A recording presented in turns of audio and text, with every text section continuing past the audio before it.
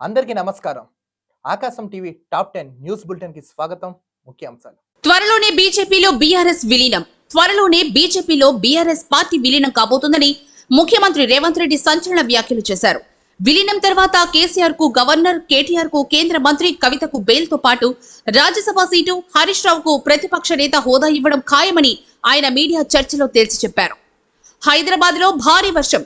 హైదరాబాద్ నగరంలో తెలంగాణ రాష్ట్ర వ్యాప్తంగా భారీ వర్షాలు కురుస్తున్నాయి. హైదరాబాద్ లోని పంచాగుట్ట, జూబ్లీ హిల్స్, బంజారా హిల్స్, టోలీచౌకీ, హౌసింగ్ బోర్డ్, కుక్కట్పల్లి, సికింద్రాబాద్ తదితర ప్రాంతాల్లో భారీ వర్షం కురిసింది.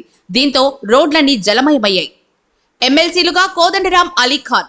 తెలంగాణ జన సమితి అధ్యక్షుడు కోదండరాం, ఉర్దూ పత్రిక అధిపతి అలీఖాన్ ఎమ్మెల్సీలుగా ప్రమాణ స్వీకారం చేశారు. మండలి చైర్మన్ గుత్తా సుఖేందర్ రెడ్డి వీరిచేత ప్రమాణ స్వీకారం చేయించారు. గవర్నర్ కోటాలో వీరిద్దరు ఎమ్మెల్సీలుగా ఎంపికయ్యారు. నూతన ఎమ్మెల్సీలకు ముఖ్యమంత్రి రేవంత్ రెడ్డి అభినందించారు. స్వర్ణాంధ్ర 2047 కోసం ప్రత్యేక టాస్క్ ఫోర్స్. స్వర్ణాంధ్రప్రదేశ్ 2047 మిషన్ కోసం ప్రత్యేక టాస్క్ ఫోర్స్ ను ఏర్పాటు చేస్తున్నట్లు ముఖ్యమంత్రి చంద్రబాబు నాయుడు ప్రకటించారు.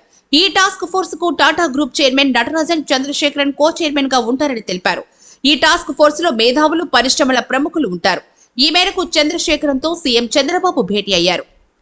ఇస్రో ప్రయోగం విజయవంతం. శ్రీహరికోటలోని షార్ అంతరిక్ష పరిశోధన కేంద్రం నుండి SCLV-D3 రాకెట్ ను ఇస్రో విజయవంతంగా ప్రయోగించింది. ఉదయం 9:15 ప్రయోగం ప్రారంభం కాగా 16 నిమిషాల 57 సెకండ్ల పాటు వివిధ కక్షలను రాకెట్ విజయవంతంగా దాటింది.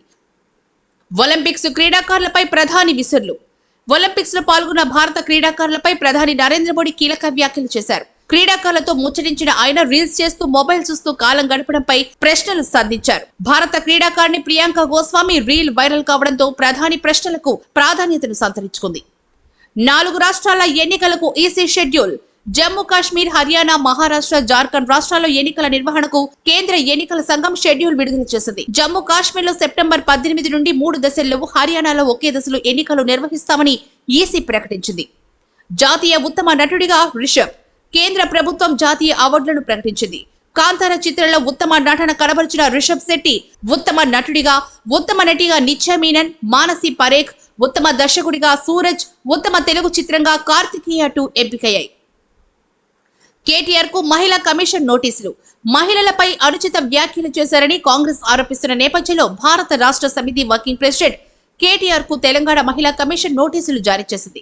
ఈ నెల 24న కమిషన్ ఎదుట హాజరై వివరణ ఇవ్వాలని ఆదేశించింది. బెంగాల్లో సీఎం మమతా ర్యాలీ. బెంగాల్ రాజధాని కోల్కతాలో ఆ రాష్ట్ర ముఖ్యమంత్రి మమతా బెనర్జీ ర్యాలీ నిర్వహించారు. ట్రైనీ డాక్టర్ అత్యాచారం కేసులో దోషులకు ఉరిశిక్ష వేయాలని ఆమె డిమాండ్ చేశారు. ర్యాలీలో టీఎంసీ కార్యకర్తలు పెద్ద ఎత్తున పాల్గొన్నారు. తదుపరి తాజా వార్తల కోసం నిరంతరం చూస్తున్నానండి ఆకాశం టీవీ.